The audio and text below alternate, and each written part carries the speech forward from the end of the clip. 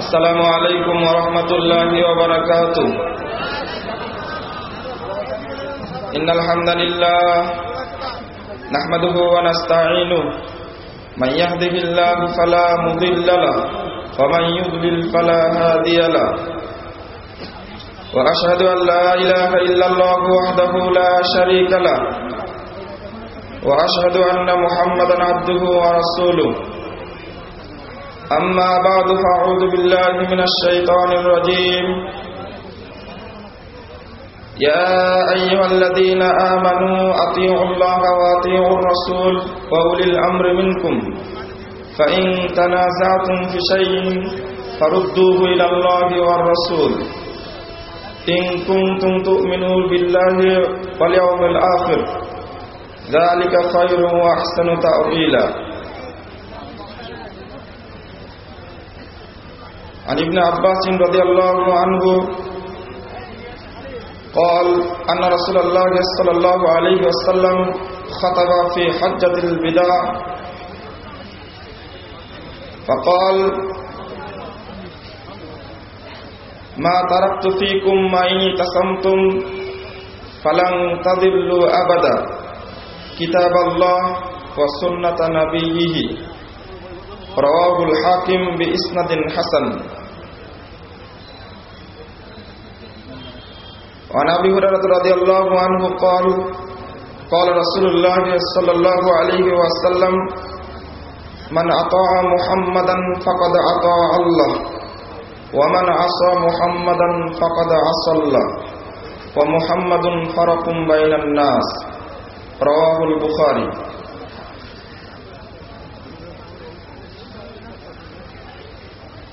আহলে হাদিস আন্দোলন বাংলাদেশ ও বাংলাদেশ আহলে হাদিস যুব সংঘ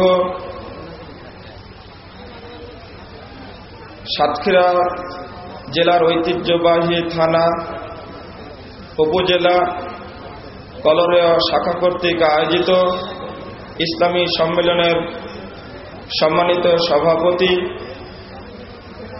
উপস্থিত হকের অতন্দ প্রহরী বাতিলের আতঙ্ক, শিরিক বিদআতের মহাত্রাস, আহলে হাদিস আন্দোলনের প্রাণ পুরুষ,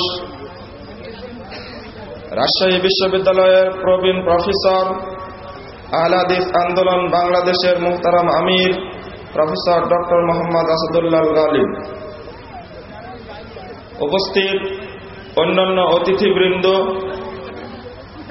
সম্মানিত উলামা কেরাম, সুধী মণ্ডলী, সামনে উপবিষ্ট শ্রদ্ধেয় মুসলিম ভাতৃমণ্ডলী, আমার প্রাণপ্রিয় সাথী ও বন্ধু, তরুণ ছাত্র ও যুবক ভাইয়েরা, পর্দার আড়ালের মা ও বোনেরা,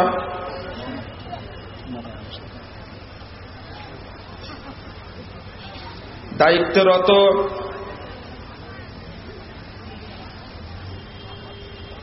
বাংলাদেশ সরকারের প্রশাসনের বিভিন্ন পর্যায়ের সদস্যবৃন্দ,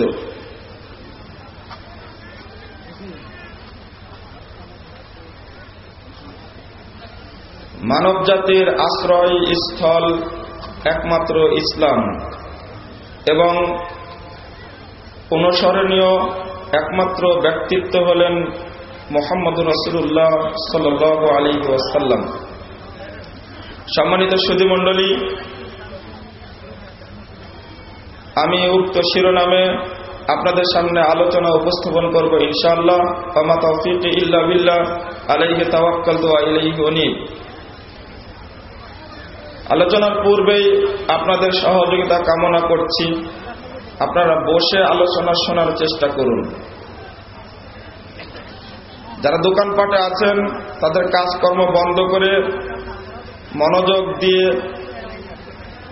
এই আলোচনার দিকে আপনারা ফিরে আসুন। কথাবার্তা বন্ধ করুন। একান্তভাবে বিশ্বাসী আমাদের আলোচনা আপনাদের উপকার দেবে ইনশাআল্লাহ।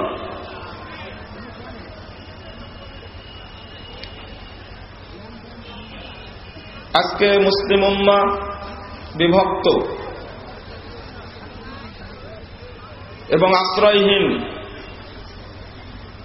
যেহেতু আল্লাহ রাব্বুল আলামিনের পরিষ্কার ঘোষণা আছে, শতদা বিভক্ত মুসলিম উম্মাহ হলেও তবে একটি কাফেলা চিরদিন সত্যের পথে অবস্থান করবে এবং মানুষকে সেই পথে দাওয়াত দিয়ে যাবে, এই মর্মে দ্ব্যর্থহীন কণ্ঠে আল্লাহ রাব্বুল আলামিন বলেছেন, সেই সাথে মুহাম্মদ সাল্লাল্লাহু আলাইহি ওয়াসাল্লামও ঘোষণা করেছেন। সুতরাং ইসলাম একমাত্র আশ্রয়স্থল এবং মুহাম্মদ সাল্লাল্লাহু আলাইহি ওয়াসাল্লাম একমাত্র অনুসরণীয় ব্যক্তি হিসাবে সেদিকে আমাদেরকে ফিরে আসতে হবে। আল্লাহ রাব্বুল আলামিন বলছেন মানদণ্ড হিসাবে, সূরা আল ইমরান 103 নম্বর আয়াতে বলেন, ওয়াতাসিমু বিহাবলিল্লাহি জামিআ ওয়া লা তাফাররাকু, তোমরা শক্ত করে ধরো বিহাবলিল্লাহ, আল্লাহর রজ্জুকে, জামিআ সবাই মিলে, ওয়া লা তাফাররাকু দলে দলে বিভক্ত হইও না। দুঃখজনক হলেও সত্য, এই চারটি মৌলিক বিষয়ের তিনটি আমরা খুব গুরুত্বের সাথে দেখি, কিন্তু যেটি গুরুত্বের সাথে দেখার দরকার ছিল ওইটাই দেখি না। আমরা সবাই জানি যে শক্ত করে ধরতে হয়, সবাই জানি যে জামিয়া ঐক্যবদ্ধভাবে ধরতে হয়, ওয়ালা তাফাররাকু দলে দলে বিভক্ত হওয়া যাবে না, এটাও জানি। কিন্তু কোন জিনিসটি শক্তভাবে সবাই মিলে ধরতে হবে, এই জিনিসটি, এই বস্তুটি চিনতে ভুল করে থাকে। সেটা হলো হাবলুল্লাহ, অর্থাৎ আল্লাহর রজ্জু। হাবলুল্লাহ কি? এখানেই রয়েছে ঐক্যের একমাত্র প্ল্যাটফর্ম। এই হাবলুল্লাহর ব্যাখ্যা পবিত্র কোরআনের অন্য জায়গা থেকে নেই। সূরা কাহফ 29 নম্বর আয়াতে আল্লাহ রাব্বুল আলামিন বলছেন, কুলিল হাক্কু মির রাব্বিকুম, হে মুহাম্মদ সাল্লাল্লাহু আলাইহি ওয়াসাল্লাম, আপনি বলুন হক আসে তোমাদের প্রভুর পক্ষ থেকে, ফামান শাআ ফালিউমিন, যার ইচ্ছা এই হকের প্রতি ঈমান আনুক, ওয়ামান শাআ ফালিয়াকফুর, যার ইচ্ছা এর সঙ্গে অবাধ্যতা ঘোষণা করুক, কুফরি করুক। ইন্না আতাদনা লিয-যালিমিনা নারা, তবে অবশ্যই যারা এই হককে অস্বীকার করবে তাদের জন্য আমি জাহান্নাম প্রস্তুত করে রেখেছি। তাহলে বোঝা যাচ্ছে হাবলুল্লাহটা কি জিনিস। আল্লাহর পক্ষ থেকে আসা বিধানটাই হলো হাবলুল্লাহ। এটা ধরতে ভুল করেছি আমরা, ধরেছি হাবলুল্লাহ না ধরে, আল্লাহর রজ্জু না ধরে হাবলুন নাসকে ধরেছি, মানুষের রজ্জুকে ধরেছি। যেমন আপনার কাছে পরিষ্কার দুইটা দিকে বিভক্ত হয়ে গেছি আমরা আজকে। ধর্মীয় জীবনে কোন ইসলামী ব্যক্তিত্বে তার দেওয়া দর্শনকে আঁকড়ে ধরেছি, অথবা খানকার দেওয়া ইসলামকে আঁকড়ে ধরেছি, অথবা আমরা আঁকড়ে ধরেছি কোন ইমাম সাহেবের দেওয়া বিধানকে। কিন্তু আল্লাহ বললেন হাবলুল্লাহ, আল্লাহর রজ্জুকে আঁকড়ে ধরো। এটা ইসলামের নামে। আর দুনিয়ার নামে, রাজনীতির নামে, অর্থনীতির নামে আমি ধরলাম বাংলার 16 কোটি মানুষের কল্যাণ খুঁজতে গেলাম, আমেরিকার তৈরি হওয়া প্রখ্যাত খ্রিস্টান আব্রাহাম লিঙ্কনের দর্শনকে আঁকড়ে ধরতে যাই। আমি বাংলার 16 কোটি মানুষের কল্যাণ খুঁজতে গেলাম ইউরোপে তৈরি হওয়া চার্লস হালেক পিটারসনের দর্শন, সেকুলারিজম মতবাদের কাছে। আমি মানব জীবনের কল্যাণ, 16 কোটি মানুষের কল্যাণ খুঁজতে গেলাম ফ্রান্সে তৈরি হওয়া বিশ্বের অধঃপতিত, অতলতলে পতিত হওয়া মতবাদ সেকুলারিজমের দিকে। ইতিহাস সাক্ষী দেয় 1832 সালে জন্ম হলো কেবলমাত্র সেকুলারিজমের। বাংলাদেশের রাজনৈতিক নেতারা কিভাবে খুঁজলেন যে এই মতবাদের মধ্যেই বাংলার 16 কোটি মানুষের কল্যাণ রয়েছে? ইসলাম এসেছে আজ থেকে ১৫০০ বছর পূর্বে। সেই ইসলাম মানুষকে কল্যাণ দিয়েছে। চোখের সামনে মাত্র ২০০ বছরও হয়নি, সেই মতবাদ দিয়ে বাংলার মানুষের কল্যাণ কিভাবে সাধিত হতে পারে? আল্লাহ বললেন হাবলুল্লাহ, আল্লাহর রজ্জুকে ধরো। মুহাম্মদুর রাসূলুল্লাহ সাল্লাল্লাহু আলাইহি ওয়াসাল্লাম যেদিন বিজয় হজ্জে ভাষণ দিয়েছিলেন, ওই ভাষণটি আপনাদের সামনে উপস্থাপন করেছি। মুস্তাদরাক হাকিম প্রথম খণ্ডের ১৭১ পৃষ্ঠা খুলুন, হাসান সনদে বর্ণিত হয়েছে। যদিও এই হাদিসটি মুয়াত্তা মালিকের মধ্যে আসছে, মিশকাতে আসছে তারাক্তু ফিকুম আমরাইন, কিন্তু এই হাদিসটি সনদগত ত্রুটি। কিন্তু মুস্তাদরাক হাকিমের হাদিসটি সহিহ। আল্লাহ রাসূল বলেছেন, ইবনে আব্বাস বলেছেন, খতাবান নবী সাল্লাল্লাহু আলাইহি ওয়াসাল্লাম ফি হাজ্জাতিল বিদা, বিদায় হজ্জের খুতবায় রাসূলুল্লাহ সাল্লাল্লাহু আলাইহি ওয়াসাল্লাম বলেছিলেন, তারাক্তু ফিকুম মাইনি তাসামতুম, আমি তোমাদের মধ্যে যে জিনিসটা রেখে গেলাম, মাইনি তাসামতুম, তোমরা যদি শক্ত করে আঁকড়ে ধরো। ওয়াতাসিমু বিহাবলিল্লাহ, এই একই শব্দ ব্যবহার হয়েছে মুহাম্মদ সাল্লাল্লাহু আলাইহি ওয়াসাল্লামের মুখে। মাইনি তাসামতুম, যা ছেড়ে গেলাম তোমরা যদি শক্ত করে আঁকড়ে ধরো, ফালান তাদিল্লু আবাদা, অবশ্যই অবশ্যই এবং কখনোই তোমরা পথভ্রষ্ট হবে না। ব্যাখ্যায় বললেন, কিতাব আল্লাহ, আল্লাহর পক্ষ থেকে আসা অভ্রান্ত সংবিধান পবিত্র কোরআন, ও সুন্নাতা নবিয়্যিহি, এবং আল্লাহর নবীর সুন্নাতকে যদি আঁকড়ে ধরে থাকো, কোশ্চিন কালেও তোমরা পথভ্রষ্ট হবে না। রাসূলুল্লাহ সাল্লাল্লাহু আলাইহি ওয়াসাল্লাম রেখে গেলেন দুইটি জিনিস। আমরা এর সঙ্গে, যারা আমাদের মতো আলেম, মাথায় টুপি আছে, মানুষকে ধর্মের দিকে দাওয়াত দিই, তারা এর সঙ্গে যোগ করেছি একটা জিনিস, সেটা হলো ইজমা, আর একটা জিনিস কিয়াস। কয়টা হলো এবার? 4টি। আল্লাহর পক্ষ থেকে আসা সংবিধান, মুহাম্মদ সাল্লাল্লাহু আলাইহি ওয়াসাল্লামের রাসূল 2টা সুন্নাতকে বাদ দিয়ে, যারা বাংলাদেশের 16 কোটি মানুষের কল্যাণ সংসদে গিয়ে খুঁজি, তারা এইগুলো সবগুলোকে বাদ দিয়ে আঁকড়ে ধরলাম এই আধুনিক সময়ে বর্তমান বিশ্বে তৈরি হওয়া খ্রিস্টানদের বস্তা পচা দর্শনকে আঁকড়ে ধরলাম। কল্যাণ কি পাওয়া যাবে? মৌলবীরা কল্যাণ দিতে পারবে ইজমা কিয়াস দিয়ে? অনুরূপভাবে অন্যরা কি কল্যাণ দিতে পারবেন? মানুষের তৈরি করা বিধান দ্বারা কখনো মানুষকে কল্যাণ দেওয়া যায়? প্রশ্নই আসে না। অনুসরণীয় ব্যক্তি হিসাবে একমাত্র গ্রহণ করতে হবে মুহাম্মদ রাসূলুল্লাহ সাল্লাল্লাহু আলাইহি ওয়াসাল্লামকে। এখানেই প্রমাণ হয়। আল্লাহ রাব্বুল আলামিন বলেছেন, লাকাদ কানা লাকুম ফি রাসূলিল্লাহি উসওয়াতুন হাসানাহ। সূরা আহজাব 21 নম্বর আয়াত আল্লাহ বলেছেন যে তোমাদের জন্য সর্বোত্তম আদর্শ নিহিত আছে মুহাম্মদ সাল্লাল্লাহু আলাইহি ওয়াসাল্লামের মধ্যে। আমি কেন খুঁজতে গেলাম চার্লস হালেকের মধ্যে? আমি কেন খুঁজতে গেলাম আব্রাহাম লিঙ্কনের মধ্যে? আমি কেন খুঁজতে গেলাম মাও সেতুকের মধ্যে? আমি কেন খুঁজতে গেলাম কার্ল মার্কসের মধ্যে? আমি কেন খুঁজতে গেলাম এঙ্গেলসের মধ্যে? আমি কেন খুঁজতে গেলাম অন্যান্য ব্যক্তির মাঝে? বলুন, এই আয়াতটি কি সত্য না মিথ্যা? পৃথিবীর বুকে এই আয়াত প্রমাণ করে কিয়ামত পর্যন্ত যত ব্যক্তির আবির্ভাব হোক না কেন, সে বৈজ্ঞানিক হোক, সে দার্শনিক হোক, সে রাষ্ট্রবিজ্ঞানী হোক, সে অর্থনীতিবিদ হোক, সে যত বড় চৌকস হোক, মুনিশি হোক, ফকিহ হোক, মুহাদ্দিস হোক, ইমাম হোক, বক্তা হোক, যত বড়ই পণ্ডিত হোক না কেন, মুহাম্মদ সাল্লাল্লাহু আলাইহি ওয়াসাল্লাম ব্যতীত দ্বিতীয় কোনো ব্যক্তির আনুগত্য চলবে না। কেন গ্রহণ করলাম?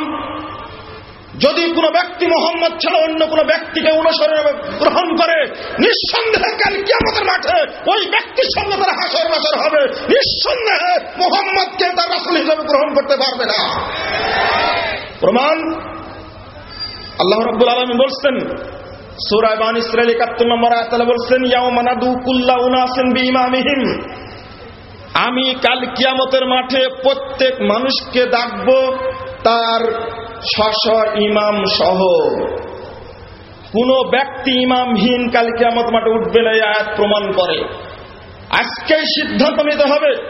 উত্তরবঙ্গের মানুষের কাছে আবেদন জানাতে চাই, যে যতদূর মাইকের আওয়াজ যাচ্ছে শুনছেন, তাদেরকে আজকে নির্ধারণ করতে হবে কাল কিয়ামতের মাঠে আমার ইমাম কে হবেন। কোনো উপায় নেই। তবে এখানে একটি কথা বলে যায়, ইবনে কাসির রাহিমাহুল্লাহ পৃথিবীর ইতিহাসের সাহাবী ছাড়া শ্রেষ্ঠতম মুফাসসির হিসাবে খ্যাত রাইসুল মুফাসসির ইবনে কাসির রাহিমাহুল্লাহ তিনি বলছেন, ফাআকবারু শারফিন লি আসহাবিল হাদিস লিআন্না ইমামাহুম নবী সাল্লাল্লাহু আলাইহি ওয়াসাল্লাম। এই আয়াতের মধ্যে সবচেয়ে বড় মর্যাদা রয়েছে আহলে হাদিসদের জন্য, কারণ তাদের একমাত্র ইমাম হবেন কাল কিয়ামতের মাঠে মুহাম্মদ সাল্লাল্লাহু আলাইহি ওয়াসাল্লাম। আরেকটি কথা এখানেই বলছি, বাগদাদে যেখানে হক কথা বলা যায় না, সেখানে বসে আল্লামা খতিব বাগদাদি রহিমাহুল্লাহ তিনি উল্লেখ করছেন, তার একটা গ্রন্থের নাম শারফু আসহাবিল হাদিস, অর্থাৎ আহলে হাদিসদের মর্যাদা। এই গ্রন্থের 47 পৃষ্ঠা আলোচনা করতে গিয়ে বলছেন, দেখো বিশ্ববাসী কুল্লু ফিয়াতিন তাতাহাইয়াদু ইলা আরওয়া ওয়া তাহতাসিনু রায়িন ওয়া তাকিফু আলাইহি। দেখো প্রত্যেকটি দল, পৃথিবীর প্রত্যেকটি দল রায়ের উপরে প্রতিষ্ঠিত, নিজেরা তৈরি করা বিধানের উপরে প্রতিষ্ঠিত, তাকেই তারা ভালো মনে করে, ওই দিকেই তারা পথ চলে। সেওয়াই আসহাবিল হাদিস, তবে পৃথিবীর যারা আহলে হাদিস তারা কোশ্চিনকালেও নিজস্ব মতামতকে তোয়াক্কা করে না। কেন? সেওয়াই আসহাবিল হাদিস, আহলে হাদিস ব্যতীত ফাইনাল কিতাব উদ্দাতুহুম, কারণ আল্লাহর পক্ষ থেকে আসা আল কুরআন হলো তাদের মূল হাতিয়ার। ওয়াস সুন্নাতু হুজ্জাতুহুম, আর সুন্নাত রাসূলের সুন্নাত হলো তাদের একমাত্র দলিল। ওয়ার রাসূলু ফিয়াতুহুম, স্বয়ং মুহাম্মদ সাল্লাল্লাহু আলাইহি ওয়াসাল্লাম হলেন তাদের দলনেতা। ওয়ান নিসবাতু ইলাইহি, তার দিকেই তাদেরকে সম্বোধন করা হয়। লা ইয়ারজুনা ইলাল আহওয়া ওয়া লা ইয়াস্তাসুনা ইলাল আরা, তারা কখনো রায়ের দিকেও বিচরণ করে না, নিজস্ব মতবাদ নিজেদের তৈরি করা আইনকেও কখনো তোয়াক্কা করে না। বলুন আলহামদুলিল্লাহ। এই কথা আমার নয়, আর অনেক কথা আছে, তবে এটা বুঝাতে চাচ্ছিলাম আজকে সিদ্ধান্ত নিতে হবে আমার ইমাম কে হবেন। সূরা ফুরকান খুলুন, 27, 28 এবং 29 নম্বর আয়াতে আল্লাহ রাব্বুল আলামিন কাল কিয়ামতের মাঠের অবস্থা বর্ণনা করছেন এই মর্মে, অর্থাৎ আজকে যদি আপনার আদর্শ হয় মুহাম্মদ সাল্লাল্লাহু আলাইহি ওয়াসাল্লামের আদর্শ, নিঃসন্দেহে কাল কিয়ামতের মাঠে আপনি মুহাম্মদ সাল্লাল্লাহু আলাইহি ওয়াসাল্লামের কে ইমাম হিসাবে গ্রহণ করতে পারবেন। পক্ষান্তরে যদি আপনার আদর্শ হয় ইমাম শাফিঈ, আপনার আদর্শ যদি হয় ইমাম আবু হানিফা, আপনার আদর্শ যদি হয় গৌতম বুদ্ধর, আপনার আদর্শ যদি থাকে বাইবেলের মধ্যে, আপনার আদর্শ যদি থাকে গীতার মধ্যে, আপনার আদর্শ যদি থাকে মহাভারতের মধ্যে, আপনার আদর্শ, আপনি হিন্দু হন, বৌদ্ধ হন, খ্রিস্টান যেই হন না কেন, যদি আপনার আদর্শ অন্য যে কোনো ব্যক্তির মধ্যে যদি থেকে যায়, কাল কিয়ামতের মাঠে আপনার ইমাম তিনি হবেন। যেমন আল্লাহ নিজেই বলছেন, আপনি যদি বৈষয়িক জীবনে গিয়ে আপনি মেম্বার হন, আপনি চেয়ারম্যান হন, আপনি মন্ত্রী হন, আপনি প্রধানমন্ত্রী হন, আপনি রাষ্ট্রপতি হন, আপনি ব্যারিস্টার হন, আপনি আইনজীবী হন, আপনি প্রধানমন্ত্রী হন, আপনি হন প্রধান বিচারপতি, তাদের যায় আসে না, ওই জীবনেও আপনাকে আনুগত্য করতে হবে মুহাম্মদ সাল্লাল্লাহু আলাইহি ওয়াসাল্লামের। প্রমাণ আল্লাহ রাব্বুল আলামিন বলেছেন, আফাতুমিনুনা বিবাদিল কিতাবি ওয়া তাকফুরুনা বিবাদ। সূরা বাকারা 25 নম্বর আয়াত, তোমরা কি কিতাবের এক অংশ গ্রহণ করবে, আল্লাহর পক্ষ থেকে আসা বিধানের এক অংশ মেনে চলবে, ওয়া তাকফুরুনা বিবাদ, আর এক অংশের সঙ্গে কুফরি করবে। ফামা জাযাউ মান ইয়াফআল যালিকা ইল্লা খিজুন ফিল হায়াতিদ দুনিয়া। এই সমস্ত দ্বিমুখী মুনাফিকদের, স্বার্থ পূজারীদের জন্য, পেট পূজারীদের জন্য শাস্তি রয়েছে পৃথিবীতে, লাঞ্ছনা। ওয়া ইয়াউমাল কিয়ামাতি ইউরদ্দুনা ইলা আশাদ্দিল আযাব, এই দ্বিমুখী মানুষদের জন্য কাল কিয়ামতের মাঠে রয়েছে কঠোর শাস্তি। আল্লাহ বলছেন, ফালা ইউখাফফাফু আযাবুহুম, তাদের আযাবকে কাল কিয়ামতের মাঠে হালকা করা হবে না। দ্বিমুখী না, আমাকে উভয় জীবনে আনুগত্য করতে হবে একমাত্র আল্লাহর পক্ষ থেকে আসা বিধানের, এবং অনুসরণের ব্যক্তিভাবে গ্রহণ করতে হবে মুহাম্মদ সাল্লাল্লাহু আলাইহি ওয়াসাল্লামকে। যদি না হয় আল্লাহ একটা নির্দেশ আল্লাহ বলছেন, ইয়া আইয়ুহাল্লাযীনা আমানু দুখুলু ফিস সিলমি কাফা। এই আয়াতটা আপনার জীবনের পাথেয় হতে পারে যারা দ্বিমুখী জীবন যাপন করেন, যারা মসজিদে গিয়ে সালাত আদায় করেন আবার ব্যবসায়িক জীবনে গিয়ে ঘুষ খান। যারা মসজিদে গিয়ে সালাত আদায় করেন তারা চাকরি জীবনে ঘুষ খান, ব্যবসায়ী জীবনে সুদ খান। যারা মসজিদে গিয়ে সালাত আদায় করেন তারা রাজনৈতিক জীবনে গিয়ে বস্তা বস্তা আমেরিকার দেওয়া তথাকথিত দর্শন গণতন্ত্রের আপনি গোলাম, ধর্মনিরপেক্ষ মতবাদের গোলাম, আপনি কমিউনিজমের গোলাম, আপনি ন্যাশনালিজমের গোলাম। তাদের জন্য পাথেয় হতে পারে। আল্লাহ বললেন, ইয়া আইয়ুহাল্লাযীনা আমানু দুখুলু ফিস সিলমি কাফা। হে ঈমানদারগণ, তোমরা ইসলামের মধ্যে ঢুকো কাফা, পরিপূর্ণভাবে। তুমি এক অংশে মানবে আর এক অংশে মানবে না, এমনটা তুমি অবশ্যই করবে না। পরিপূর্ণভাবে ঢুকতে হবে, উপায় নাই, ইসলামের মধ্যেই থাকতে হবে। আমার দ্বিতীয় পরিচয় কিছু নাই। আমার পরিচয়, আমি সালাতের জীবনে মুসলিম, আমি ব্যবসায় জীবনে মুসলিম, আমি চাকরি জীবনে মুসলিম, আমি অর্থনৈতিক জীবনে মুসলিম, আমি সামাজিক জীবনে মুসলিম, আমি রাষ্ট্র জীবনে মুসলিম, আমি রাজনৈতিক জীবনে মুসলিম। বিকল্প কোনো পথ নেই। যদি না হয়, যারা অন্য জীবনে আবু জেহেলের অনুসারী, সুদখোররা নিঃসন্দেহে আবু জেহেলের অনুসারী, সুদখোররা নিঃসন্দেহে। আজকে ইসলামের নামে সুদ তৈরি করা হয়েছে, হয়নি? ডেস্টিনি নামে গোটা দেশ চেয়ে ফেলা হয়েছে। মাল্টি লেভেল 2000 এই থিওরিতে বাংলাদেশের যত ব্যবসা আছে, ইসলামী লাইফ ইন্স্যুরেন্স বলেন না কেন, ফারিস্ট বলেন না কেন, যত বীমা তৈরি হয়েছে, আশা ব্যাংক, গ্রামীণ ব্যাংক, ঠ্যাঙ্গামারা মহিলা সবুজ সংঘ, যত রকমের এই সমস্ত প্রথা আছে ব্যাংকের নামে, যেগুলো ইহুদি খ্রিস্টানরা বাংলাদেশে পরিচালনা করতে, সবগুলো সুদে জর্জরিত। এই সুদ যারা খায় তারা হলো কারুনের অনুসারী নিঃসন্দেহে। তাহলে দুইটা জীবন বিভক্ত করে ফেলেছি। এই বিভক্ত জীবনের জন্য আমার কাল রয়েছে। দ্বিতীয় কথায় আসি, রাসূলুল্লাহ সাল্লাল্লাহু আলাইহি ওয়াসাল্লামের আনুগত্য না করে মারা গেলে কাল কিয়ামতের মাঠে আঙ্গুল কামড়াতে হবে। আল্লাহ বলছেন, ইয়াউমা ইয়াদ্দু যালিমু ইয়াদাইহি ইয়াকুলু ইয়া লাইতানি ইত্তাখাযতু মা'আর রাসূলি সাবিলা। কাল কিয়ামতের মাঠে এই জালেম অত্যাচারী যে ব্যক্তি আল্লাহর বিধান মানেনি, ও নিজের মুখে আঙ্গুল দিয়ে কামড়াবে এবং আক্ষেপ করবে, ইয়া লাইতানি ইত্তাখাযতু মা'আর রাসূলি সাবিলা। হায় আক্ষেপ, আমি কেন রাসূলের আনুগত্য করিনি, আল্লাহ রাসূল যা বলেছেন সেটা কেন ধরিনি। ইয়া ওয়াইলাতা লাইতানি লাম আত্তাখিজ ফুলানান খলিলা। হায় আক্ষেপ, হায় আফসোস, আমি কেন অমুক ব্যক্তিকে অনুসরণীয় হিসেবে গ্রহণ করলাম। কথা বুঝতে পারেননি মনে হয়। আল্লাহ বাস্তব প্রেক্ষাপট তুলে ধরলেন। এটা কালকে হাতের আঙ্গুল কামড়াবে আর বলবে, হায় আক্ষেপ, কেনই বা আমি মুহাম্মদ সাল্লাল্লাহু আলাইহি সাল্লামকে অনুসরণীয় ব্যক্তি হিসেবে গ্রহণ করলাম না। ইয়া ওয়াইলাতি ইয়া ওয়াইলাতা লাইতানি লাম আত্তাখিজ ফুলানান খলিলা। হায় আক্ষেপ, আমি কেন অমুক ব্যক্তিকে আমি বন্ধু হিসাবে গ্রহণ না করাটাই ভালো ছিল, কেন গ্রহণ করেছিলাম আমি তাকে। এটা আক্ষেপ করে কি কাজ হবে? ওয়াকাদ আযাল্লানি আনি যিকরি, ওই ব্যক্তি আল্লাহর বিধান থেকে আমাকে পথভ্রষ্ট করেছিল। কথা পরিষ্কার, এখানে কোনো ঝোর বলতে কিছু নেই। সহিহ বুখারীতে একটা হাদিস বর্ণিত হয়েছে, দ্বিতীয় খণ্ডে 1081 পৃষ্ঠায়, মুহাম্মদুর রাসূলুল্লাহ সাল্লাল্লাহু আলাইহি সাল্লাম সম্পর্কে আল্লাহ রাব্বুল আলামিন, আল্লাহ রাসূল সাল্লাল্লাহু আলাইহি সাল্লাম নিজেই বলেছেন, মান আতা মুহাম্মাদান ফাকাদ আতা আল্লাহ।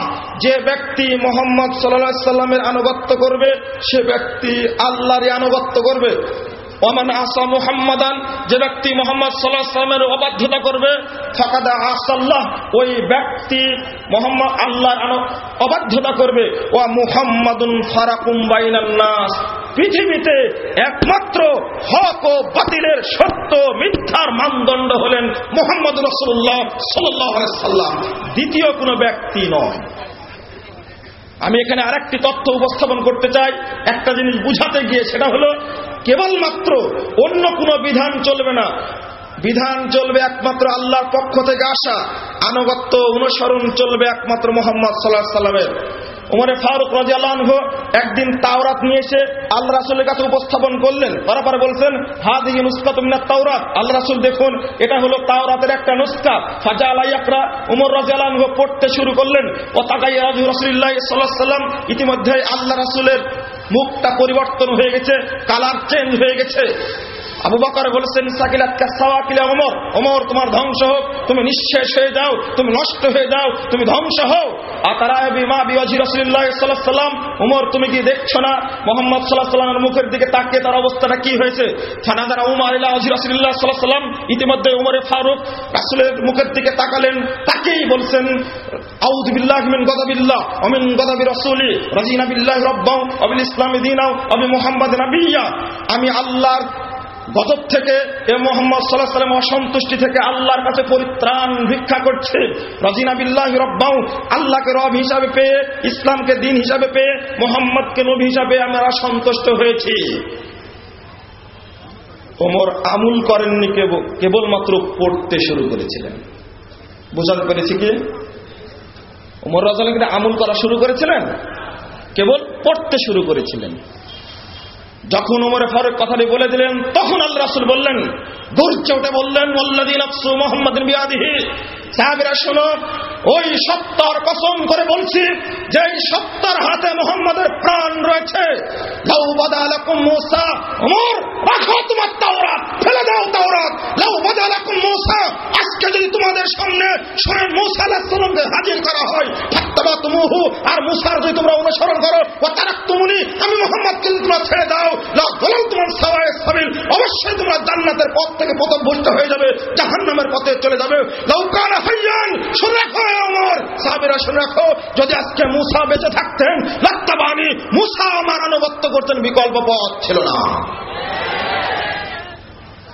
এটা এরপরে আল্লাহ রাসূল বলছেন, ওয়াকাদ জিতুকুম বিহা বাইদা নাকিয়া, ওমর, সাহাবীরা তুমি আমার সামনে তাওরাত পড়ছো, যে তাওরাত বাতিল হয়ে গেছে, সেই তাওরাত আমার সামনে পড়ছো। ওয়াকাদ জিতুকুম বিহা বাইদা নাকিয়া, অথচ আমি তোমাদের কাছে নিয়ে এসেছি অভ্রান্ত বিধান, স্বচ্ছ, পরিষ্কার, নিষ্কলুষ, উজ্জ্বল, দীপ্তিমান বিধান নিয়ে তোমাদের সামনে উপস্থিত হয়েছে। কিসের তাওরাত পড়ো আমার সামনে? এই হাদিস বর্ণিত হচ্ছে দারিমির মধ্যে, নাসাইর মধ্যে, দারিমি 202 নম্বর হাদিস। এই হাদিস প্রমাণ করে রাসূলের উপরে পবিত্র কুরআন এবং সহিহ হাদিস আসার পর থেকে পৃথিবীর কোন গ্রন্থ টিকবে না।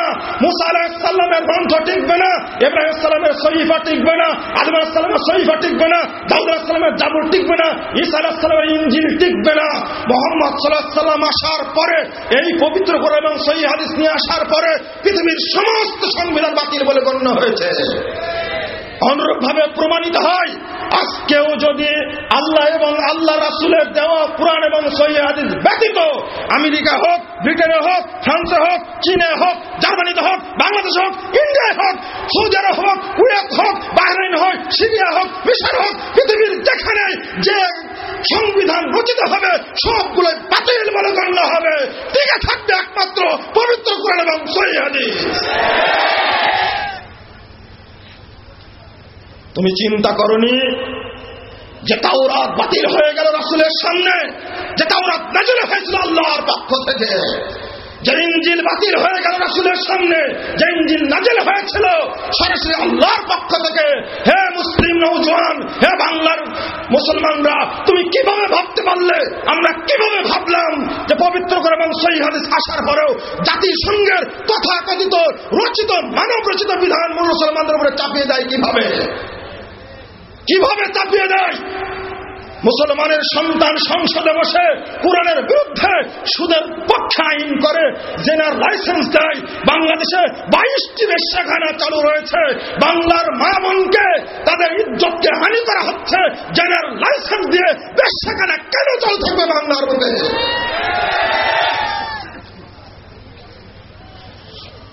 দক্ষিণবঙ্গের মঞ্চে দাঁড়িয়ে অর্থায়ন করতে ঘোষণা করতে পারি, এটা যদি কোন দেশের সংবিধান পবিত্র কোরআন এবং সহিহ হাদিসের এক চুল বিরোধী হয়, নিঃসন্দেহে ওইটুকু অন্যায়, ওইটুকু হারাম বলে বিবেচিত হবে। 1945 সালে যখন জাতিসংঘ গঠিত হচ্ছে, জাতিসংঘের মহাসচিব সকল দেশের সংবিধান চেয়েছিলেন, কিন্তু সংবিধান দেওয়ার জন্য গেলেন সবাই জমা দিল। কিন্তু তৎকালীন সৌদি আরবের শাসক বাদশা ফয়সাল জাতিসংঘের সদর দপ্তরে ঢুকে সংবিধান জমা দিলেন। সেটা ছিল সাদা কাপড়ে মোড়ানো একটি গ্রন্থ। জাতিসংঘের মহাসচিব খুলে দেখছেন যে মহাগ্রন্থ আল কুরআন। অথবা বিস্ময়ে প্রশ্ন করছেন, কি ব্যাপার, আমি তো কুরআন চাইনি, আমি তো চেয়েছি আপনার কাছে আপনার দেশের সংবিধান, এটা মহাগ্রন্থ আল কুরআন। সিংহের মতো গর্জে উঠে শুনে বলেছিলেন বাদশা ফয়সাল, শুনে রাখুন হে জাতিসংঘের মহাসচিব, সৌদি আরবের সংবিধান সেটাই যেটা পৃথিবীর ইতিহাসে সর্বশ্রেষ্ঠ সংবিধান, মহাগ্রন্থ আল কুরআন।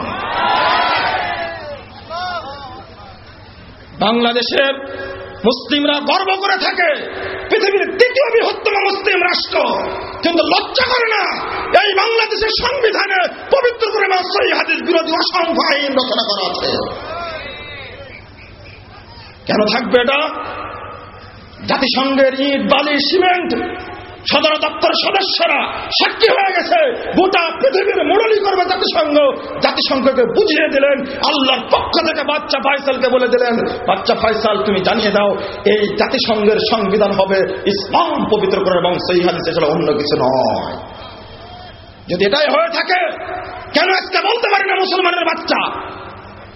অনুরূপ ভাবে দ্বিতীয় কথা প্রমাণিত হয়, যেহেতু তাওরাত টিকলো না রাসূলের সামনে, মুসা আলাইহিস সালামের গুরুত্ব নেই। আছে কোন গুরুত্ব? মুহাম্মদ সাল্লাল্লাহু আলাইহি সাল্লাম আসার পরে মুসার কোন গুরুত্ব আছে? ঈসার কোন গুরুত্ব আছে? মুসা আলাইহিস সালাম, ঈসা আলাইহিস সালাম, ইব্রাহিম আলাইহিস সালাম, এই সমস্ত নবী রাসূলের আনুগত্য করা যাবে না আল্লাহ রাসূল আসার পরে। কিভাবে আনুগত্য করা যায় ইমাম সাহেবের? কিভাবে করা যায় সাতক্ষীরা বড় মসজিদের ইমামের, খতিবের? কিভাবে অনুসরণ করা যায় ফুরফুরা পীর সাহেবের? কিভাবে অনুসরণ করা যায় বিভিন্ন মাজারের শায়েখদের? কিভাবে করা যায়? প্রশ্ন আসে না। আমি বিনীত স্বরে আহ্বান জানাবো, তবে কিছু ইতিহাস, বিভক্তির ইতিহাস বলতেই হয়। সেটা হলো দুঃখজনক হলেও সত্য যে মুসলিম উম্মাহ আজকে বিভক্ত হয়ে গেছে। আজকে বাংলাদেশের রাজনৈতিক প্রেক্ষাপট বলে দিচ্ছে এমন একটা প্রেক্ষাপট তৈরি হওয়া উচিত যেখানে মানুষ শান্তি পাবে। এক দল আর এক দলকে যেভাবে শাসন করার চেষ্টা করছে, এটা আপনারা দেখছেন না? প্রেক্ষাপট বাংলাদেশে বর্তমান। শান্তি কোথায় পাবো আমি আপনি? শান্তির পথে যেতেই হবে। যদি আমি বা আপনি কুরআন এবং সহিহ হাদিস বাদ দিয়ে অন্যদিকে চলে যায়, নিঃসন্দেহে অবশ্যই পথভ্রষ্ট হবে। এটা রাসূলুল্লাহ সাল্লাল্লাহু আলাইহি সাল্লাম বলেই গেছেন। আজকে আমাদের পরিণতি তাই হয়েছে। যদি আমি বলতে চাই যে আমি কুরআন এবং সহিহ হাদিস অনুসারী, কিন্তু আমার বৈষয়িক জীবনটা খারাপ কেন? অনেকের ধর্মীয় জীবনটা খারাপ কেন? যেমন ইসলামের সর্বপ্রথম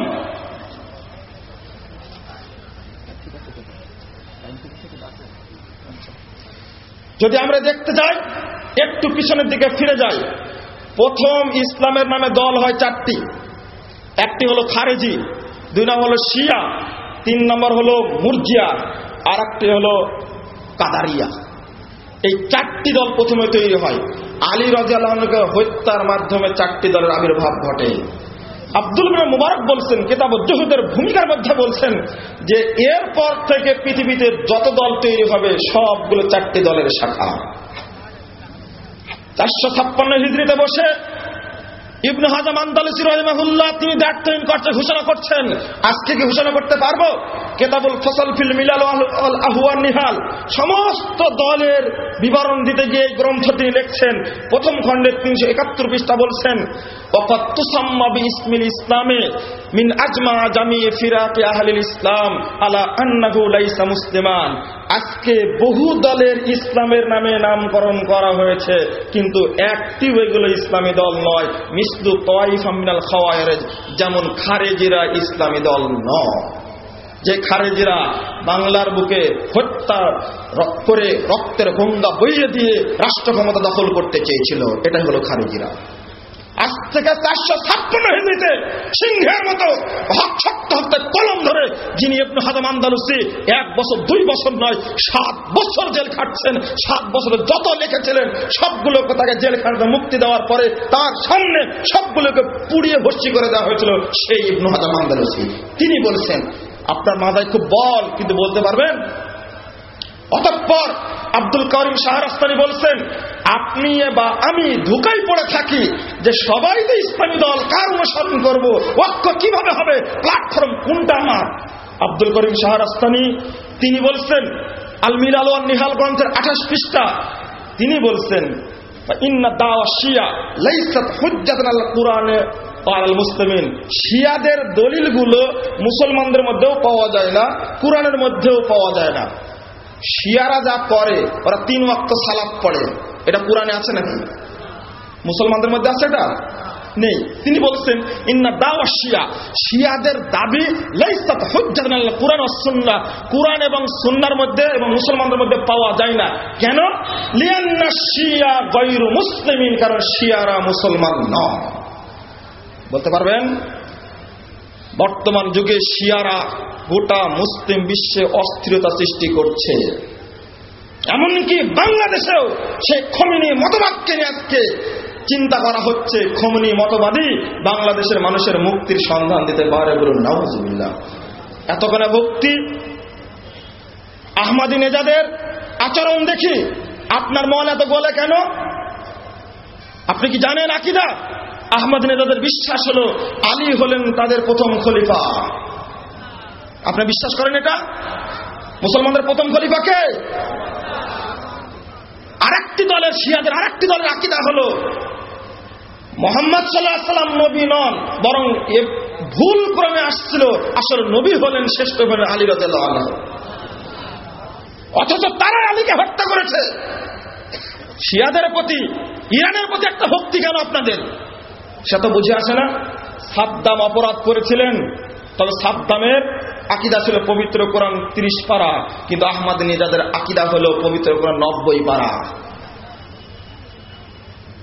সাদ্দাম আমল করতেন বা বিশ্বাস করতেন মুহাম্মদ হলেন শেষ নবী, না আহমদী নেজাদের বিশ্বাস হলো শেষ নবী হলো আলী। আপনি বিশ্বাস করেন? অনেকে এখানে বলে দিই 5 কলিওয়ালা টুপি পরেন আপনারা, মাথায় টুপি আছে 5টা। আপনি কি জানেন এই আকীদা কোথায় থেকে তৈরি হয়েছে?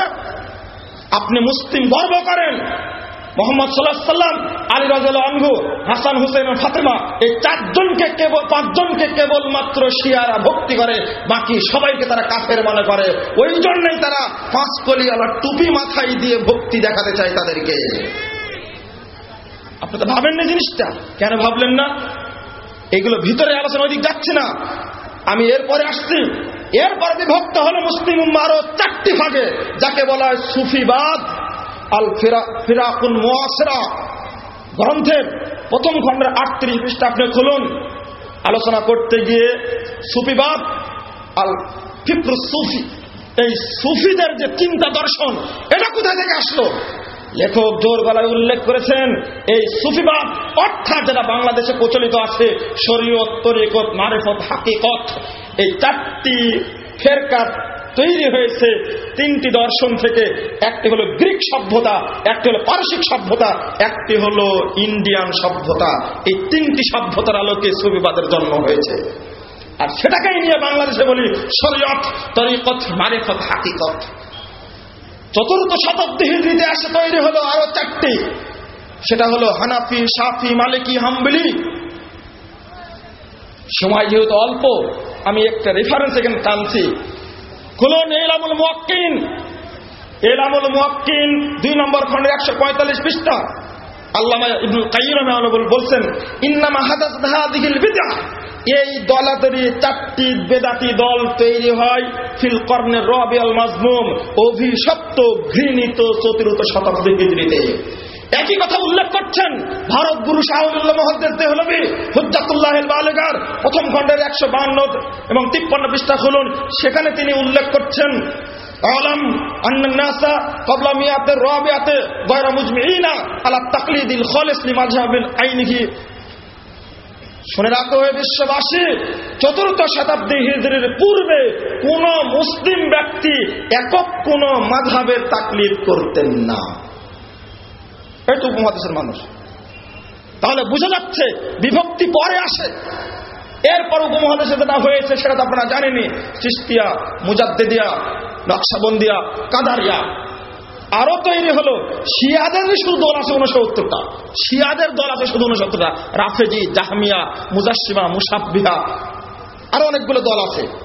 তাহলে আমাকে এবং আপনাকে অনুসরণ করতে হবে কোনটা? সেটা হলো পবিত্র কোরআন এবং সহিহ হাদিস। আপনি কি মনে করছেন দলে দলে বিভক্ত মুসলিম উম্মাহ কোন সঠিক পথ নেই?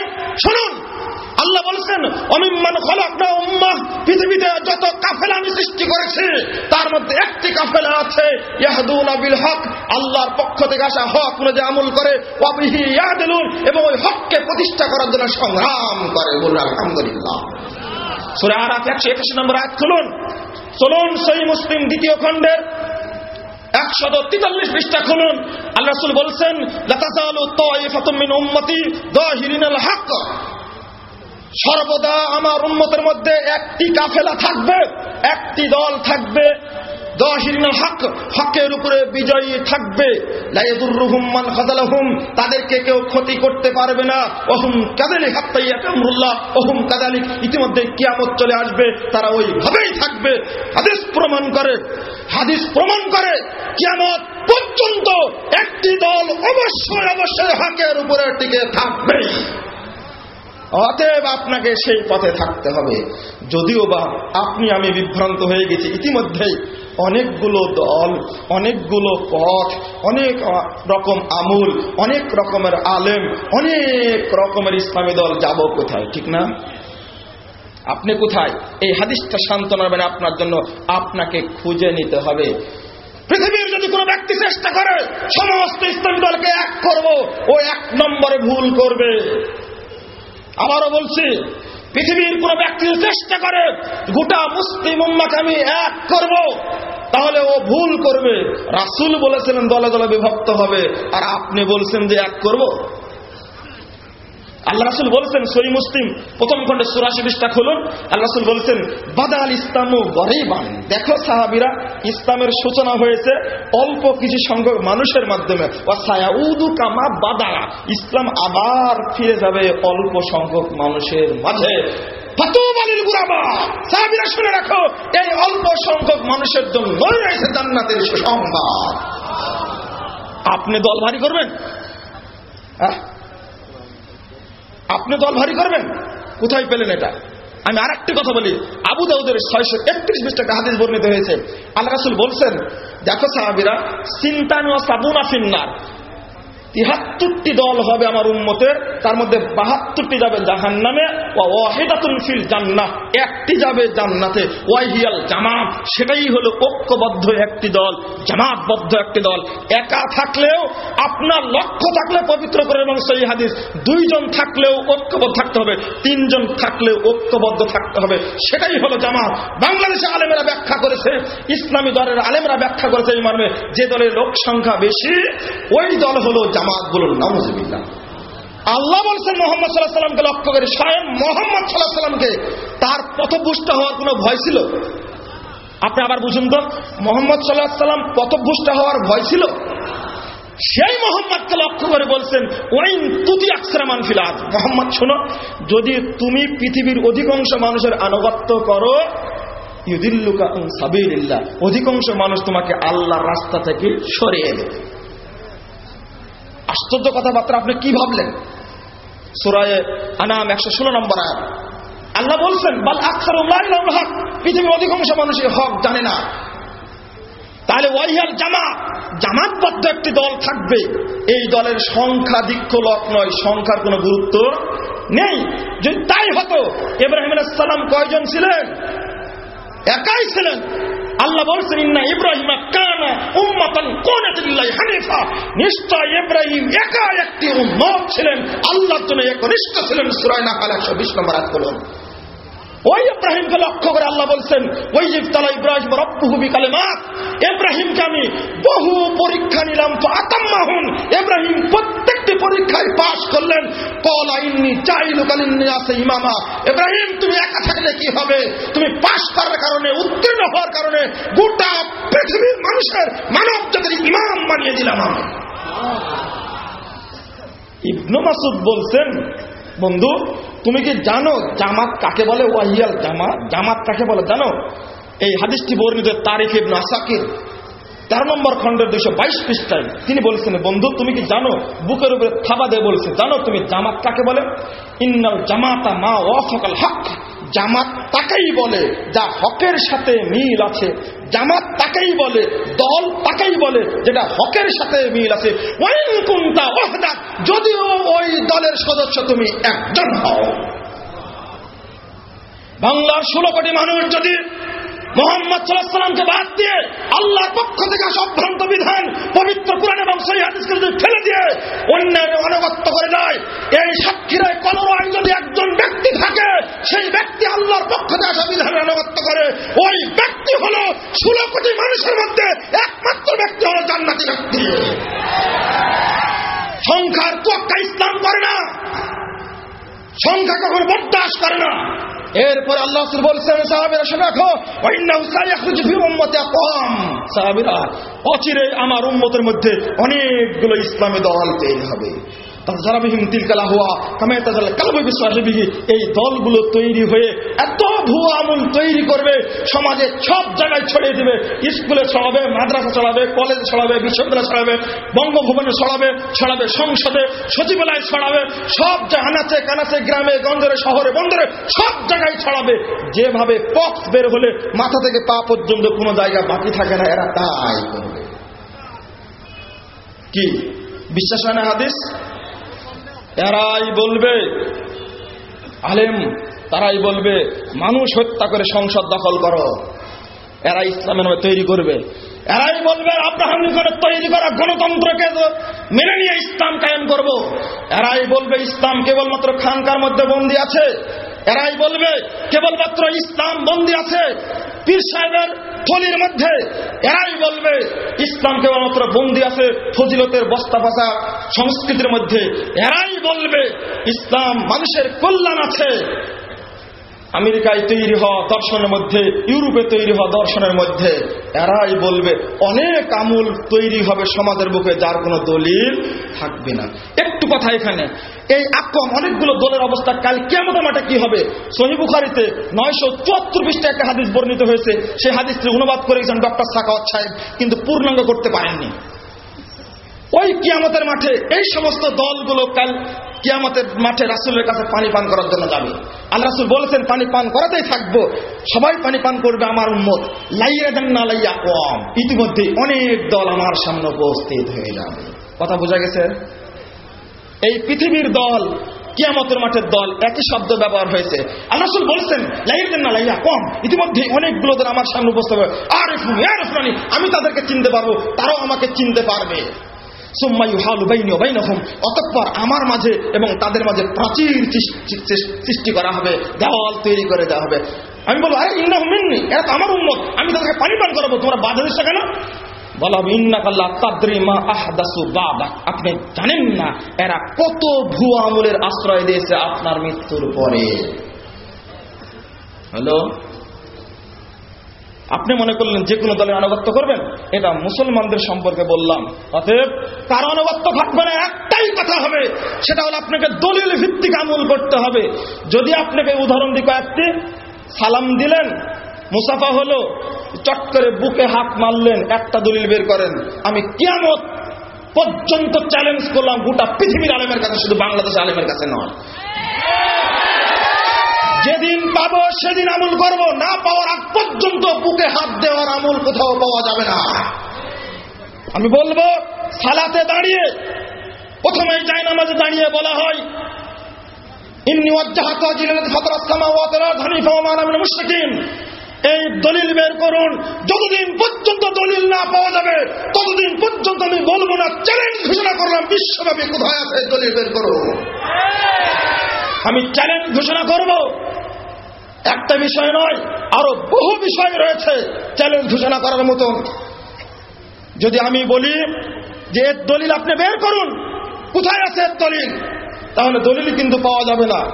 অনুরূপ ভাবে আমি আযান দিলাম, আযান দেওয়ার মাঝখানে বলে দিলাম কি, এই মর্মে বললাম যে ওয়াদ-দারাজাতুর রাফিয়া ওয়ারযুকনা শাফাআতু ইয়াউমাল কিয়ামা। কোথায় দলিল আছে? যতদিন পর্যন্ত দলিল না পাওয়া যায় ততদিন পর্যন্ত বলা যাবে না।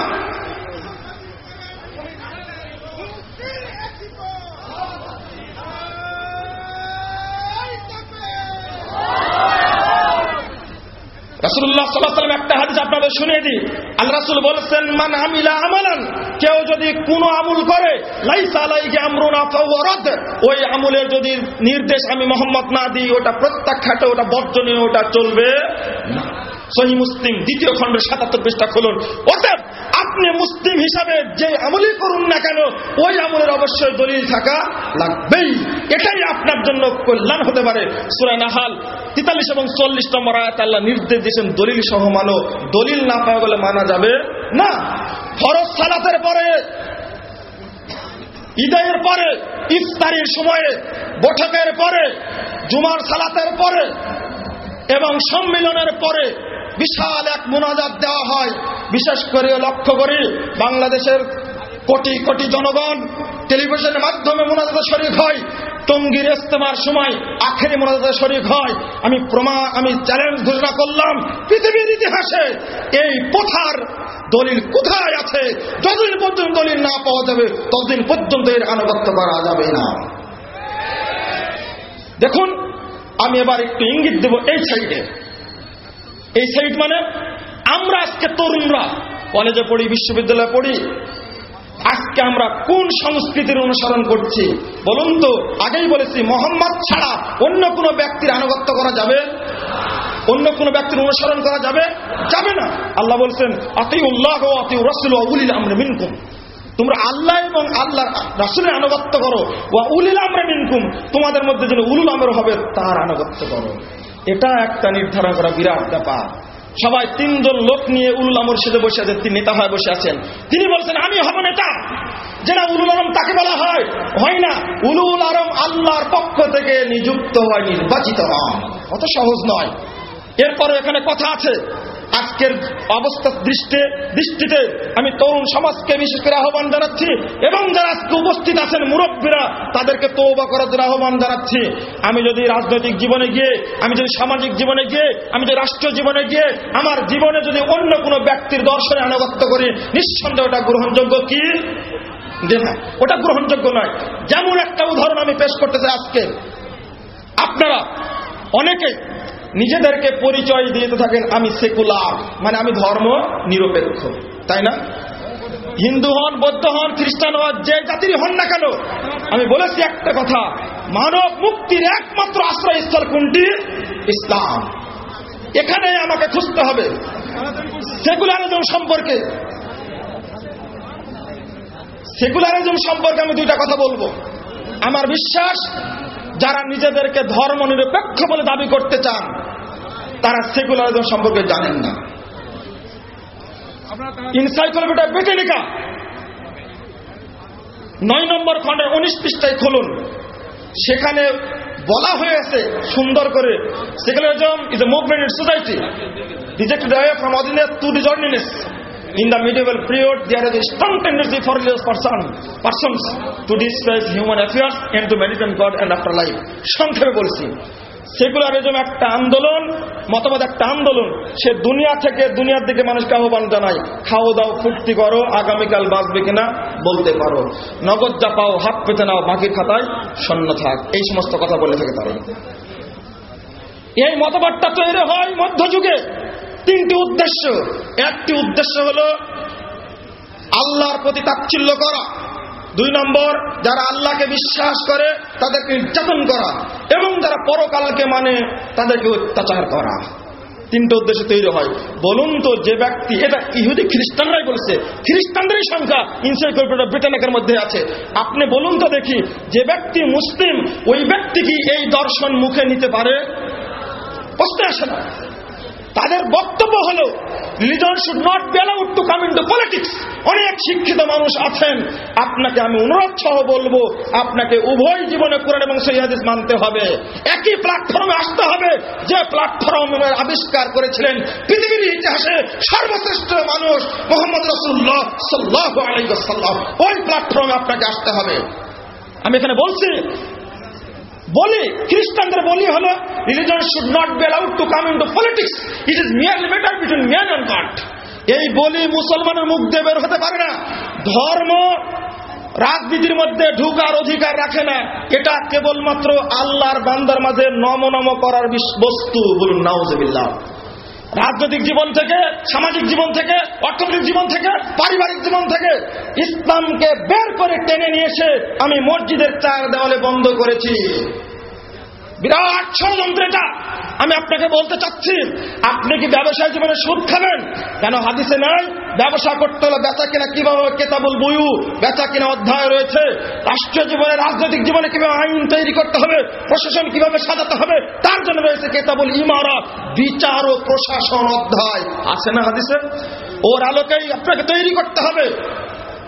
আপনি এত বড় সাহস কোথায় পেলেন?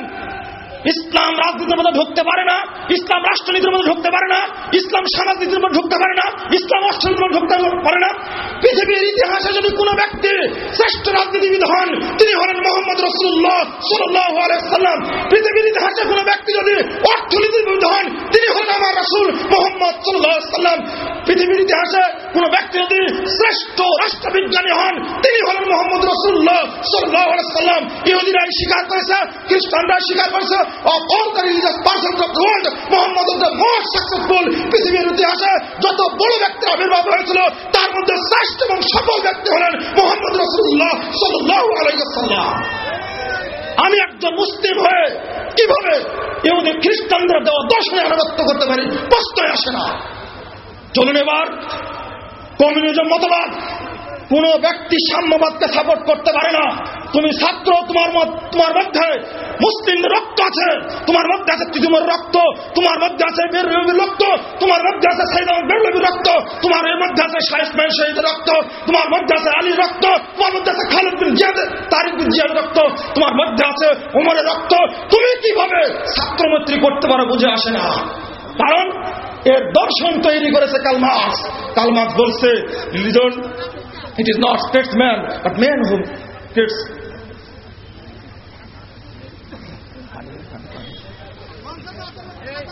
ধর্ম মানুষকে তৈরি করেনি, মানুষই ধর্ম তৈরি করেছে। ঠিক কিনা? ধর্ম মানুষ তৈরি করলো না মানুষই ধর্মকে তৈরি করেছে? ধর্ম মানুষ তৈরি করেনি।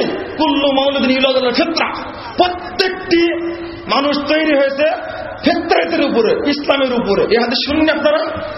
কিন্তু কার্ল মার্কস অভিযোগ করে বলছে আসলে মানুষই ধর্মকে তৈরি করেছে। বলুন নাউজুবিল্লাহ। ইট ইজ দ্য আফিম। ধর্ম একটা আফিমের মতো। The idea of God must be destroyed.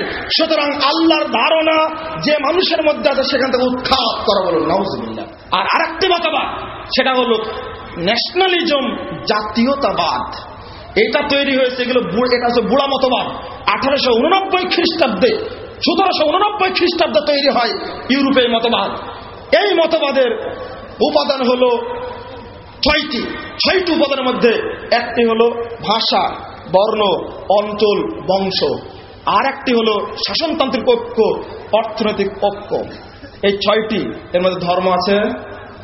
বর্ণ হতে পারলো, ভাষা হতে পারলো, বংশ হতে পারলো, অঞ্চল হতে পারলো, অর্থনৈতিক ঐক্য হতে পারলো, শাসনতান্ত্রিক ঐক্য হতে পারলো, কিন্তু ধর্ম কেন এর উপাদান হতে পারলো না? মতবাদে ধর্মকে উৎখাত করা হয়েছে। আমি মুসলিম, আমার পরিচয় হবে কেবলমাত্র মুসলিম, অন্য কিছু পরিচয় নয়।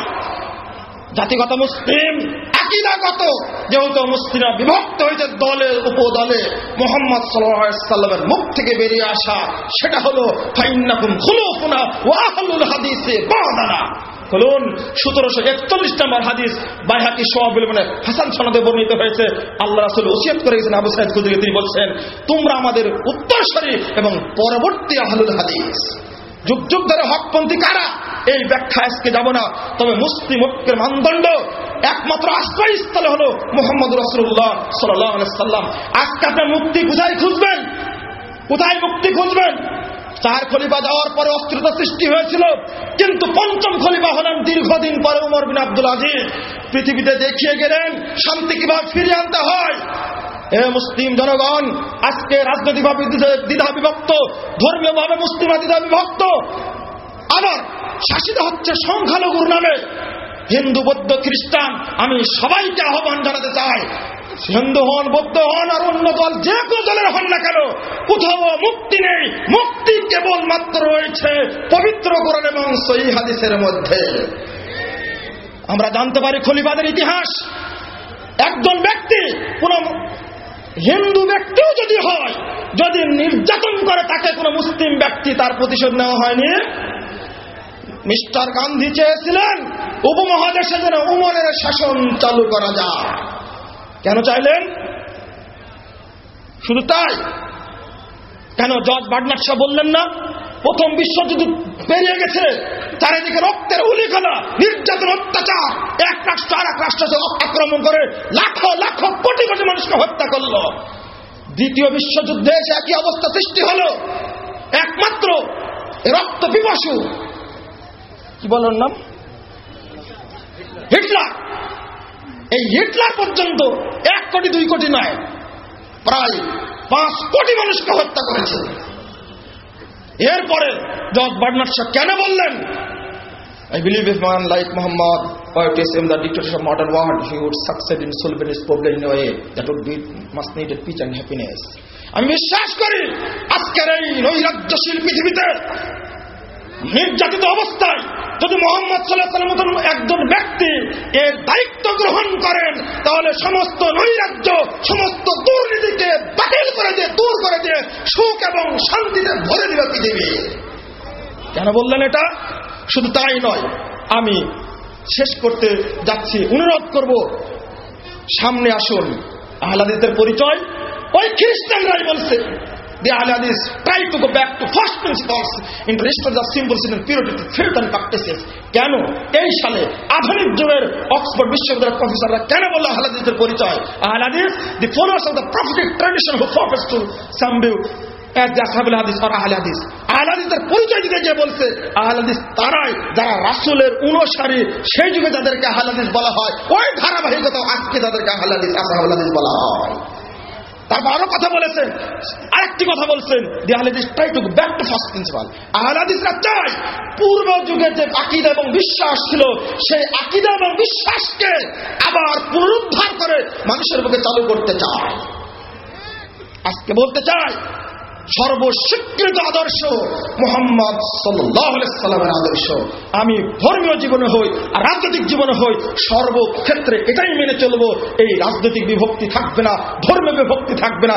এমনকি দুঃখজনক হলো সত্য, যারা আহলে হাদিস নাম নিয়ে আমরা সমাজে মাঠে কাজ করছি, তারা কেন বিভক্ত হলাম?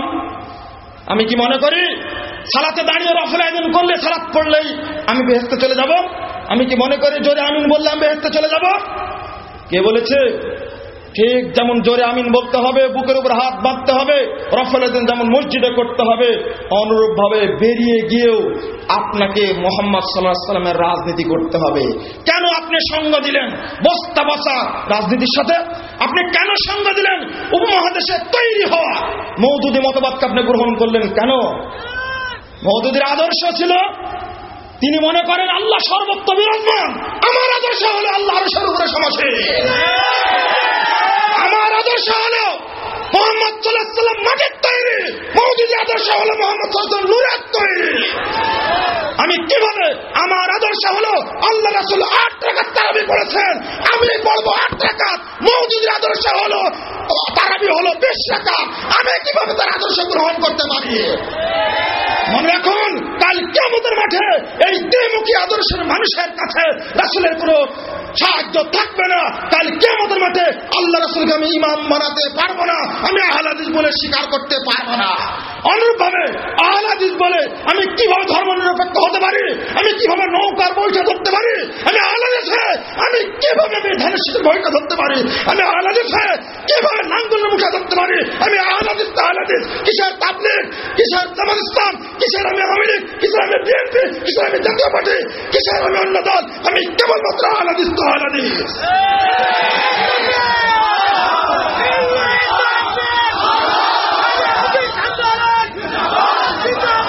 শুনুন, আমি একটি তথ্য প্রকাশ করব, আমি বেয়াদবি করছি, চরম বেয়াদবি। কাফি সাহেব 1955 সালে বই লিখেছিলেন, 1948 সালে বই লিখেছিলেন আহলে হাদিস আন্দোলন ও উহার বৈশিষ্ট্য। ওই বইটির যোগ করা হয়েছে আহলে হাদিস পরিচিতির মধ্যে 154 এবং 55 পৃষ্ঠা বলুন। আর ওই ছোট্ট বইটি 12 পৃষ্ঠার বই আহলে হাদিস আন্দোলন ও উহার বৈশিষ্ট্য। এই বইয়ের 7 পৃষ্ঠায় তিনি উল্লেখ করছেন, দেখুন, আপনি দ্বিমুখী হবেন, আপনি দ্বিমুখী মুনাফেক হবেন। কাফি সাহেব 1948 সালে ওইটাকে বাতিল ঘোষণা করে তিনি বলছেন, আহলে হাদিসগণ তাদের ব্যক্তিগত, পারিবারিক, সামাজিক, রাষ্ট্রিক, অর্থনৈতিক, তামাদ্দুনিক ও আধ্যাত্মিক জীবনের নিয়ন্ত্রণকারী ও ব্যবস্থাপক রূপে আল্লাহর সার্বভৌম প্রভুত্ব এবং মনুষ্য শ্রেণীর মধ্য হইতে শুধু তদীয় রাসূল সাল্লাল্লাহু আলাইহি সাল্লামের অধিনায়কত্ব স্বীকার করিয়া লইতে বাধ্য।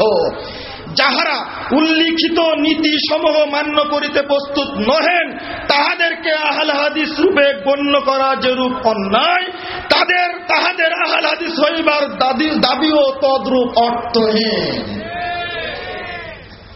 কাফি সাহেবের নাম নিয়ে, নাম ভাঙ্গিয়ে তার আদর্শকে নষ্ট করবেন, এটা আমরা চাই না। বাংলাদেশ আহলে হাদিস যুব সংঘের একজন কর্মীও যদি বেঁচে থাকে, কাফি সাহেবের এই ত্যাগহীন উক্তির অপমানিত করতে দেব না ইনশাআল্লাহ। শুনুন, গঠনতন্ত্রের 1980 সালের গঠনতন্ত্র আমি নিয়েছি, 8 ধারার ঘ দফায় বলা হয়েছে এই নীতিকে, এই অভ্যাসকে প্রত্যাখ্যান করে যে সকল রাজনৈতিক প্রতিষ্ঠান ইসলামের মৌলিক নীতিসমূহে রাসূল সাল্লাল্লাহু আলাইহি সাল্লামের বিশ্বজনীন নেতৃত্বে, কুরআন ও সুন্নাহর সার্বভৌমত্বে এবং মুসলিম মিল্লাতের স্বাতন্ত্র্যে আস্থা সম্পন্ন নয়, সে সকল প্রতিষ্ঠানে মুহাম্মদী জামাতের কোনো ব্যক্তি প্রবেশ করিতে পারিবে না। আপনি কেন হলেন, আপনার চরিত্রের পরিবর্তন কিভাবে হলো, এটা তো বুঝে আসে না। আপনি কোন ইসলামী দলের সাথে জড়িত হবেন। কাবি সাহেব তিনি বলছেন 7 পৃষ্ঠায় শেষ পর্যায়ে বলছি, গ দফায় বলছেন, যে সকল ধর্মীয় প্রতিষ্ঠানের আকীদা, আদর্শ, লক্ষ্য, উদ্দেশ্য, কর্মপন্থা ও নেতৃত্ব আহলে হাদিস আন্দোলন হইতে ভিন্ন, তাহার কোন সদস্য বাংলাদেশ জমিয়তে আহলে হাদিসের সদস্য শ্রেণীভুক্ত হইতে পারিবে না। এটাই হলো ফ্যাক্ট। আহলে হাদিস যুব সংঘ যখন 1978 সালে প্রতিষ্ঠিত হয়েছিল, এই দ্বিধা বিভক্ত অবস্থা, এই আহলে হাদিসের সন্তানরাই 190 বছর রাজত্বকারী ইহুদি খ্রিস্টান বেনিয়া ইংরেজদেরকে তাড়িয়েছিল আহলে হাদিস সন্তানরা। সেই সন্তান আদর্শ ভুলে গেল কিভাবে? আমি আরো ইতিহাস বলতাম, বিয়াদবি করবো, আমার উপস্থিত আমি বলতে চাচ্ছি, এই মুহূর্তে আদর্শ বিকিয়ে গেল। কাবি সাহেব চলে গেলেন, 1960 সালের 4 জুন তারিখে বিদায় নিয়ে গেলেন। তারপরে আহলে হাদিসদের মাজায় হানলো আঘাত। আহলে হাদিসদের তরুণদের, ছাত্রদের মেধা এবং মননকে খোয়া করে দেওয়া হলো। এই দ্বিধাবিভক্ত অবস্থা দেখে, করুণ অবস্থা দেখে আজকে আপনাদের সামনে উপস্থিত প্রফেসর ডক্টর মোহাম্মদ আসাদুল্লাহ গালেব, আল্লাহ রাব্বুল আলামিন তার উপর রহম করুন, আমিন। কিভাবে তিনি চলে আসলেন? যে আজকে কথা বললাম, এই কথার ফসল হলেন প্রফেসর ডক্টর মোহাম্মদ আসাদুল্লাহ গালেব। কে জানতো? আমিও দাওরা পাস করেছি, আমিও মাদ্রাসা আলিয়া মাদ্রাসায় পড়েছি, আমিও অনার্স মাস্টার পাস করেছি, কিন্তু এই আদর্শ আপনি শিখলেন না কেন? একমাত্র অবদান আজকে বাংলার হাজার হাজার তরুণ প্রস্তুত রয়েছে ডক্টর আসাদুল্লাহ গালেবের বিরুদ্ধে। সর্বশেষ চেষ্টা করলো যে কোনো মূল্য তাকে জেলখানায় ঢুকিয়ে ক্রসফায়ারে দিয়ে আহলে হাদিস আন্দোলনকে বাংলার বুক থেকে মিটিয়ে দেব। জঙ্গিবাদের মিথ্যা অভিযোগকে আল্লাহ রাব্বুল আলামিন বাতিল ঘোষণা করে দিয়েছে। আহলে হাদিস যুব সংঘের বিরুদ্ধে 1979 সালে ষড়যন্ত্র হয়েছে, 80 সালে ষড়যন্ত্র হয়েছে, 89 সালে ষড়যন্ত্র হয়েছে। সমস্ত বেদাতি সংগঠনগুলো আহলে হাদিস যুব সংঘের বিরুদ্ধে নেমে গেছিল। ভিতর থেকেই ষড়যন্ত্র করে বাংলাদেশ আহলে যুব সংঘকে 1990 সালের 21 জুলাই তারিখে তাকে বহিষ্কার ঘোষণা করা হলো। আমি বলবো সেই সময় আহলে হাদিসের নেতৃত্ব ভুল বুঝেছিলেন, কারণ ভুলটা বুঝার কারণে একটা ভুল বুঝানো হয়েছিল তাকে।